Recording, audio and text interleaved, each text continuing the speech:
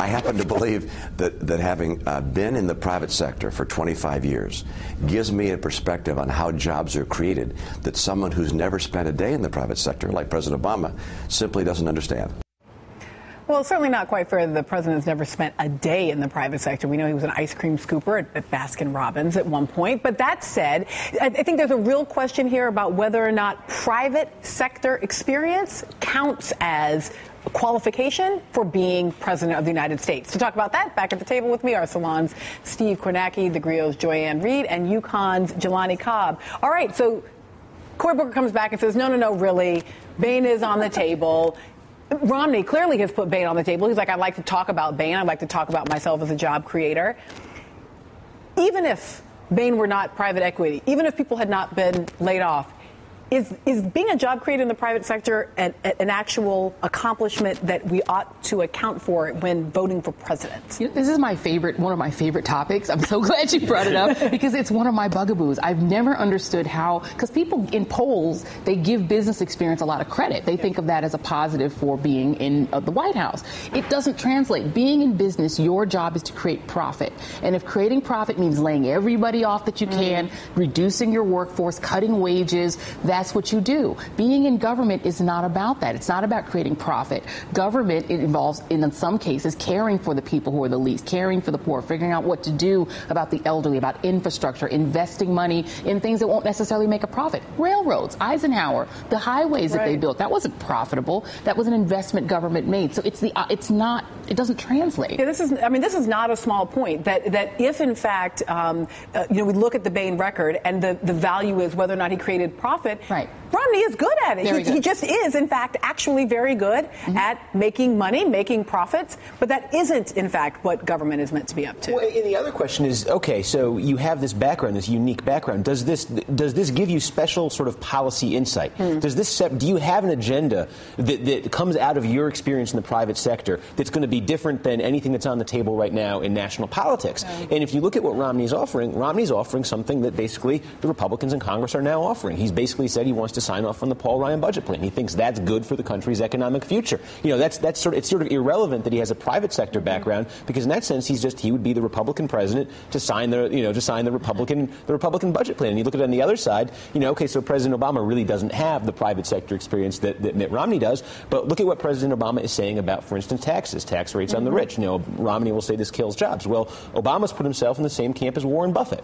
Yeah. Warren Buffett knows something about the private sector, and they have the same policy vision there. So I don't see how Romney's background translates into anything unique from a policy standpoint. So, I say judge him by what he did in Massachusetts and what he'll do with a Republican Congress. That's a lot more relevant. Well, and this is one of the things that CEOs tend to get frustrated about in the land of the government sector is that, in fact, being president is not like being CEO of America. That's actually not what the job is. You can't just sort of hire and fire the Congress at will. I'm sure there are plenty who would like to. And in fact, some of our most effective presidents were those who were great legislators. I mean, we think about Master of the Senate, Lyndon Johnson. It wasn't because he was some great CEO who could tell people what to do. It's because he could navigate those political waters in a very particular way. And I got to tell you, Mitt Romney doesn't seem like he's particularly adept at the navigation of the political world. Well, I think one of the things that this highlights is just the shortened attention span in the public and our kind of immediate amnesia, because it wasn't all that long ago that we were hailing George W. Bush as our first MBA president, our first president with an MBA, and we see exactly how well that played out in terms of the U.S. economy.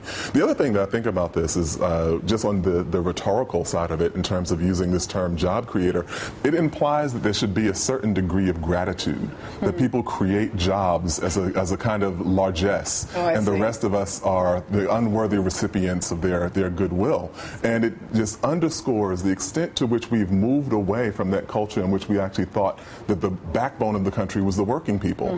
We've allowed the fire unions and teachers and police and so on to be demonized in terms of what happens with public pensions, and is the diametrical opposite of what we were looking at the points in where the the country was actually expanding and growing in the 1950s and 1960s. It's so interesting you say that. When I'm out on the road, I often hear from folks who love Ed Schultz's show, and the main thing they tell me they love about it is that he keeps making that argument, right? The backbone of America are workers, right? It's people who are, that jobs are not a gift to us. Jobs are what we do that build the country and that create the profits, right, for everybody else. So will we keep talking about Bain? Is Bain going to be effective? Whether or not it's good or bad or allowable, will it be an effective tool in this election? It's not going anywhere. I mean, first of all, those Bain ads were built off of what Newt Gingrich's super PAC were doing, right, during the primary. It's obviously an effective argument. And I think that Johnny makes a really good point. It's because the working person has become the villain. And it's incredible. It's just as when the Tea Party started,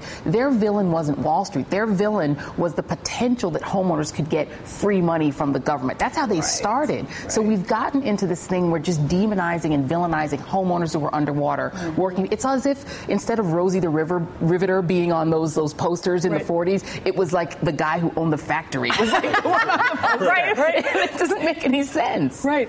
You know, I would say that in terms of will it work, there was an interesting finding in the NBC poll that came out this week. Because I've been wondering the same question. I said, you know, we've heard a lot about Bain, and it doesn't seem to be moving anything yet. Maybe it's not working.